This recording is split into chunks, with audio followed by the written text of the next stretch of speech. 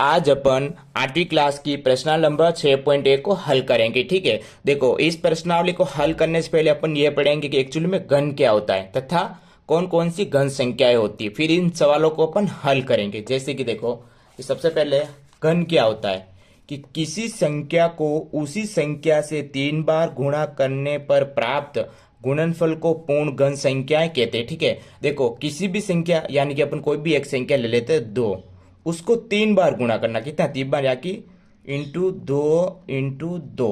ठीक है, अब देखो 2 का पड़ा 2 बार बोलते हैं 4, और 4 का पड़ा 2 बार बोलते कितने आते हैं 8। तो इसका घन क्या है, ये इसका 8 है। देखो इसी तरह एक संख्या और ले लेता हूँ 3, फिर 3 को अगर मैं 3 से गुणा करता हूँ फिर वापस 3 से गुणा करता हूँ। ठीक है, देखो 3 का पड़ा 3 बार बोलता हूँ 9, और 9 का पड़ा 3 बार बोलता हूँ 27। ठीक है, ये क्या है, इसका 3 का घन कितना है 27। ठीक है, तो इस प्रकार अपन को ये पता होना चाहिए एक्चुअली में घन क्या होती है, इसकी परिभाषा क्या होती है। अब देखो घन संख्याएं कौन कौन सी थी वो अपन पढ़ेंगे 1 से 10 तक। ठीक है, ये देखो जैसे कि देखो 1 इंटू 1 तो कितना होगा 1, फिर 2 का पढ़ा 2 बार बोलते 4, 4 का पढ़ा 2 बार बोलते तो 8, 3 का पढ़ा 3 बार बोलते हैं तो 9, और 9 का पढ़ा 3 बार बोलते हैं 27, 4 का पढ़ा 4 बार बोलते हैं तो 16, 16 का पढ़ा 4 बार बोलते हैं तो 4 बार बोलते हैं 64।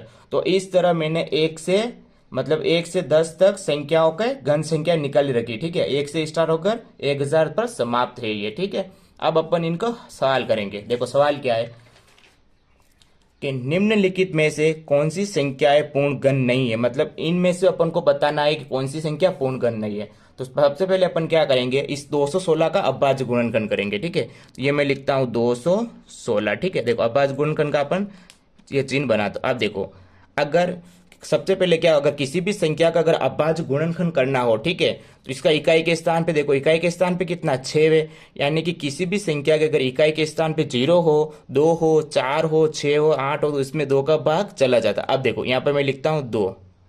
देखो 2 का भाग 2 में देंगे कितनी बार, 2 एकम 2, फिर 1 में नहीं जाता है 16, 16 कितनी बार आते हैं 2 के पाड़े में 8 बार, ये 8 और ये 0। ठीक है, क्योंकि कभी अगर किसी भी संख्या को अगर आपको 2 का भाग नहीं देना आ रहा है तो कभी भी, तो इस संख्या को अगर 2 का भाग देता है तो इसको आधा कर दो। देखो 216 का आधा कितना होता है 108, तो मैंने 108 डायरेक्ट लिखते हैं। ठीक है, फिर वापस इकाई के स्थान पे कितने 8 है, यानी कि इसमें 2 का भाग चला जाएगा। देखो 1 में नहीं जाता है तो 10, 10 2 के पाड़े में 10 कितनी बार आते हैं 5, और 8 8 2 के बारे में कितनी बार आते हैं 4 बार, तो ये हो गया 4। देखो वापस इकाई के स्थान पे कितने 4 है, तो यहाँ पे मैं लिखूंगा 2। ठीक है, देखो 2 का पाड़ा इतनी बार बोलो 5 या फिर 5 से छोटी संख्या है कि 2 एकम 2 दूना 4। ठीक है, 2 का पाड़ा 2 बार बोले तो मतलब 5, मतलब 2 का पाड़ा 2 बार बोलेंगे। ठीक है, 4 आएंगे, और 4 का कितने बार बोले 2, तो 2 2 इधर लिखेंगे, और 5 में से 4 गया तो 1, 1 और 4 14, तो 2 के पाड़े में 14 कितनी बार आते हैं 7 बार।